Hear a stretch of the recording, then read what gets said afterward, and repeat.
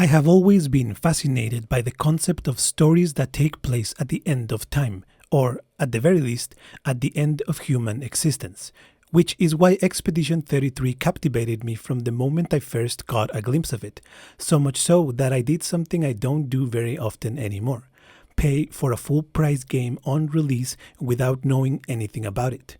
But that's the spell that Expedition 33 cast on me and on many other people, and it was well worth it. Gameplay-wise, Expedition 33 manages to be both a love letter to old-school RPGs and a modernization of the genre at the same time. The game presents bold ideas and capitalizes on them, pushing the boundaries of what's possible to do within the realm of traditional RPGs, which is a subversion in and of itself. But really, for me, the real heart of Expedition 33 lies in its story, as does the real subversion that the game is built upon. Expedition 33 opens in the city of Lumiere, the last remnant of civilization left after an event called the Fracture shattered the world. Far from being safe, however, the people of Lumiere live under the constant shadow of the Paintress, a god-like being who can be glimpsed far into the horizon, sitting with her back against a massive black monolith in which a number painted in gold can be seen. Every year, the Paintress stands up to erase the number on the face of the monolith, subtracts 1, and then paints a new number, and every person in Lumiere whose age is equal to the new number is erased from existence, creating what is essentially a horrifying countdown to zero that will presumably end with the erasure of every living person in this world. There is a moment that I like a lot when Gustav mentions that the people in Lumiere are starting to think about how to prepare the last generation for what's to come. And so, every year, the people of Lumiere gather at the harbor to celebrate the Gommage, the word used to refer to the moment people are erased from existence, a ritual in which people gather in community to spend some time with their loved ones for the last time. After the Gommage, preparations are made for the next expedition to set sail the following day, in the hopes of reaching and stopping the Paintress. Now, the reason I'm spending all this time describing the early story of Expedition 33 is because these two things that take place during the Gommage are essential in shaping and understanding the worldview of the people in Lumiere, and they are also essential to the argument I'll be making about the story of this game. On the one side, you have the Paintress, a being beyond comprehension who nevertheless defines the lives of the people of Lumiere and their understanding of the world. And, on the other hand, you have the expeditions, a system of action that is designed to build upon the collective work of all expeditions of the past in order to slowly build a mass of knowledge and to lay a path that will one day reach the Paintress, giving the people of Lumiere a chance to put an end to the Gommage. This is the central binary that shapes this world: the Paintress, who stands against Lumiere and seeks to erase all life, and the expeditions, which stand against the Paintress in an effort to save what remains of Lumiere. But what happens when you wake up one day and find that the structures and narratives that uphold society and shape your worldview are not what you thought they were? That is one of the questions at the heart of Expedition 33. In a way, you can say that the story of Expedition 33 is built upon a series of unexpected twists, both small and large. For example, before you start playing the game, you might think that the game's title, Expedition 33, points to the fact that there has been 32 expeditions prior to this one. That is, until you realize that the expeditions actually count downwards to zero. Another unexpected twist happens when, upon landing on the continent, almost every member of Expedition 33 is immediately slaughtered by an old man, something that should be impossible because there can be no one older than 32 years old in this world. Then, there are the strange details that you find during your journey on the continent, the mysterious, otherworldly manner where you find Mael, the peaceful Nebrons who seem to believe that the Paintress is not evil at all but quite the opposite, or even the shrine you come across erected to the Paintress by someone who clearly worships her. In terms of the game's writing, having all of these little twists is essential because the story of the game is shrouded in mystery, and unraveling that mystery is what drives the overall narrative. But the reason I find all of these twists so fascinating is because they outline a simple fact: that the knowledge the central characters have about who they are in relation to this world is extremely limited. And then you have the big twists. At the end of Act 1, you encounter what is probably the biggest unexpected twist in the story of this game, the death of Gustav. Now, it's not unheard of for an RPG to kill off a central character, even the protagonist, but to do so this early in the story without them ever coming back again for the remainder of the playthrough, that is pretty bold, and yet this twist is not the most fascinating nor the most important that takes place at the end of Act 1. After Gustav's death, Verso joins the party, who then tells the members of Expedition 33 that both himself and Renoir, the old man who has been hunting the expeditioners, were originally members of the very first expedition. Verso goes on to explain that the reason they are both still alive is because they are now immortal, and that their immortality is somehow related to the paintress herself, which is why Renoir is trying to prevent the expeditioners from ever reaching the paintress. And this scene right here is the most important subversion at the core of Expedition 33. See, the whole premise of the game is that the paintress is off in the distance like some unknown god, bent on the destruction of Lumiere and the end of all life. And yet, rather than just accepting death, Lumiere rises against God herself, sending expeditions in the hopes of reaching the paintress, to understand why she does what she does, to appeal to her or to kill her if necessary. The expeditions, in other words, are humanity's last chance at salvation. And because none of these expeditions ever return, a very specific narrative begins to form for the people of Lumiere, that the paintress must be, at worst, evil and at best uncaring of the death that she is causing. And if the paintress is indeed against the people of Lumiere, then that must mean that she is out there somewhere, scheming and hiding behind an army of monsters to make sure that no expedition can ever reach her to put an end to whatever twisted goals she has. But the thing is that once the members of Expedition 33 make it to the continent, they realize that the narrative they've made up in their heads about the world is completely detached from the actual reality of things. In the continent, there are villages of gestrels and other beings trying to scrape a living, just like anywhere else. There are peaceful Nevrons and shrines to the paintress, and, more importantly, traces of the paintress's presence are nowhere to be found. The struggles that the members of Expedition 33 have to face in the continent don't seem to be masterminded by some evil puppeteer pulling the strings from the shadows, or, at the very least, it doesn't seem like the paintress herself is that evil puppeteer. The paintress is barely in the story. Like, sure, she's visually ever present off in the distance, a fixed image on the horizon, sitting against her monolith, but she's not present in any active way in the events of the story.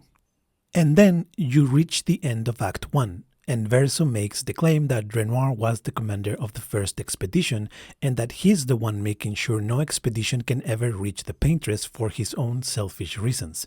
So now, suddenly, a new possibility begins to emerge, one that could change everything. The reason I think this is the most important subversion of the game is because the events at the end of Act 1 shatter the dominant narrative that defines the worldview of the people of Lumiere and that of the members of Expedition 33. Imagine this paintress, this evil god that has come to shape and define your life, the very way you understand the world, and now imagine that you discover that there is a possibility that it's all made up. What if the paintress is not evil at all? What if she's not out to kill you and everybody you love? What if she doesn't even know of your existence? What if she doesn't care either way? Or what if she doesn't even possess the power that you ascribe to her? What if she's just as powerless as you to stop all of this death, and every year she paints a number in her monolith as a way to pay her respects to those who have passed away, and then she sits in her grief and her pain and, just like you, wishes for a different world? What if there's no correlation between the paintress painting numbers on her monolith and the gommage in the first place? What if the paintress is a mere witness to the death taking place around her? Or what if the numbers on the monolith are a signal from the paintress, a message to the people of Lumiere, a warning, a call for help, an attempt to convey something essential, a final effort to save humanity? What if the paintress is, in fact, humanity's last chance at salvation? In other words, what if this god that you have brought into existence, This God that has power over you, that has come to shape the structures that uphold the world you live in, your society, your identity, who imposes upon you a cruel and unbreakable fate. What if this God never actually existed at all? And what if the true evil, the true danger at the heart of this world is not some imagined God, but the very people around you? The people and structures that uphold Lumiere, the very people you're supposed to protect, the people who are supposed to protect you. The concept at the core of the expeditions is that they are founded on an ideal of self-sacrifice in order to ensure that the next generations will have a future. The members of Expedition 33 keep repeating the motto of all expeditioners over and over: for those who come after, and when one falls, we continue. And so they continue. They continue to lay down the groundwork for the next expedition and the next one after that. That's the whole point. In any other RPG game, it would be clear from the beginning that the main cast of characters are the chosen ones fated to kill God and save the world. But the central idea of Expedition 33 is the opposite. It is that death is inevitable. It is not a matter of if you'll die, but of when you'll die and of what you'll do with the time you have been given. When one falls, we continue. Right from the very beginning, the members of Expedition 33 know that they are not the chosen ones, but rather just another stone in the road for future expeditions to walk. And we see this fact take place when the very protagonist of the game dies before even reaching half of the story. Which is why it is so heartrending to learn of the possibility that, from the very beginning, this was a corrupt system. That the very people who have come before are the ones trying to prevent you from moving forward. In the end, there is a possibility that the greatest threat to humanity is not the paintress at all, but the commander of the very first expedition, who is willing to sacrifice the lives of future generations for his own selfish goals. In other words, there is a possibility that this binary of the paintress versus the expeditions is completely turned on its head, with the system of expeditions itself being nothing but a hollow lie from the start, a system that now actively works against people rather than towards a greater goal that is bigger than any individual. And to be clear, at this point in the story, it doesn't really matter whether Verso is telling the truth about himself and Renoir or not. The point of this moment is not about the veracity of Verso's claims, but rather it is about the impact that his claims have on the members of Expedition 33 and on the greater narrative of the game. Because once Verso tells his story, the members of Expedition 33 are confronted with the objective fact that their knowledge of this world and of who they are is flawed and limited, and thus they are forced to question not only their own individual worldviews, but also the very narratives and structures that uphold their society. So, what do you do when you learn that there is a possibility that the very systems that shape society and define your life have been corrupted from the very start? What do you do when you realize that the narratives that uphold the world are not what you thought they were? Well, these are questions that are ever present in our daily lives now. This is a story that hits hard if you, like me, are living in the United States under an increasingly fascist conservative government led by people who have no qualms whatsoever about sacrificing any chance that we have at a future for their own personal gain. All of it in the name of a hollow and meaningless religious identity, a Christian God sitting helplessly against a monolith, counting down the days until humanity kills itself. I mean, one of the most insidious things about the fate of the people in Lumiere is that each generation is shorter than the last, which means that their collective memory keeps getting smaller and smaller too. The current generations are disconnected from their own past, which means that they are also disconnected from their own historical context. People in Lumiere don't know what precipitated the fracture. They don't even know what the world was like before the fracture to begin with. They don't know what the state of the continent is, just as they don't know what the discoveries of each expedition were before perishing. There is no sense of a growing pool of collective knowledge. No, the only thing that people in Lumiere know, the only thing that they have, is an ever-dwindling present, cut off from the rest of the world and from the rest of history. And that is a horrifying notion, yet it is one that we are also familiar with in the US. For a long time now, the alt-right movement in the US has been obsessed with the idea of limiting the spread of information. It has been obsessed with the act of erasing history or simply revising it according to whatever narrative they're trying to push at any given moment. We can see this in their efforts to ban books, in their war against critical race theory, in the attempts by the Trump administration to erase information from government websites. We can see it in their constant stream of transphobic, racist, and misogynist rhetoric, and in the policies that this rhetoric breeds. At one point in the story, Gustav says that one of the most insidious things about the Gommage is that it's not violent in the same way that killing someone with a sword is violent. The Gommage is predictable, almost gentle. It makes Lumiere complacent and accepting, but in the end, the Gommage is equally violent and just as final as any other kind of death. And these words hit hard because Gustav here could as well be talking about the policies being passed by the Trump administration and the many other conservative politicians that follow in his steps. This is why the narrative of Expedition 33 feels so pressing within the context of the US's political landscape, despite the fact that it was developed by a French studio. And this is why, to me, the events at the end of Act 1 represent the biggest subversion at the core of the game, a subversion that comes to embody the story's central idea, that we should question the grand narratives of society, question the very structures that shape our identity and worldview, and that we should rise against those who seek to erase us, rise against those who would sacrifice our chance at a better future for the sake of keeping us in an ever-dwindling present.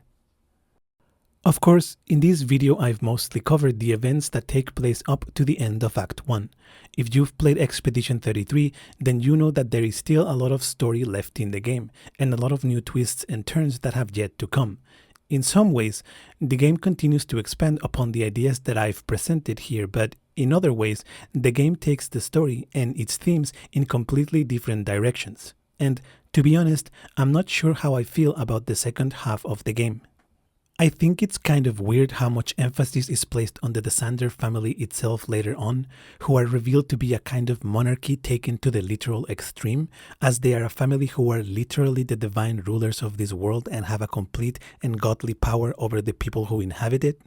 I mean, don't get me wrong, there's definitely a lot of potential there, but I don't like that the Sander family is brought to the forefront of the story, while the members of Expedition 33 are relegated to the side because, in doing so, the game takes away power and agency from the main cast of characters and ultimately undermines the subversive and revolutionary tone of the story. That is to say that, whereas the early story of the game is all about rising against the powers that be, even as it places a lot of emphasis on the theme of collective action, the latter half of the game shifts to focus the Sander family instead, with the fate of Lumiere placed solely upon the power that Maël and Verso possess as painters, instead of on the revolutionary power of the expeditioners themselves.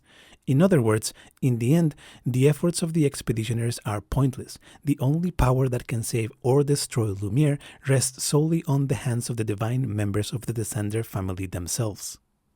Still, I suspect that Expedition 33 is a game that will stay with me for a long time, and perhaps the most haunting thing about it is the image of the paintress herself, an ever-present fixture that is always visible off in the distance, an image that both defines the world yet seems to be completely detached from the actual reality of it, and this is precisely why I find it so captivating. The thing that is so interesting about the paintress is that amidst everything that happens in the game, the paintress herself remains an ambiguous figure in the background, a being who shapes and upholds the world but only in a vague and unclear way, which is just a brilliant metaphor for the grand narratives and structures that shape our world, structures such as, you guessed it, capitalism. And yet, it also seems fitting that the paintress, this being that creates the world, would be an artist. Because ultimately, that's what we need the most, the creativity and imagination to envision something beyond what we know, and the courage to erase the broken present that defines us in order to paint a better future for ourselves and for those who come after.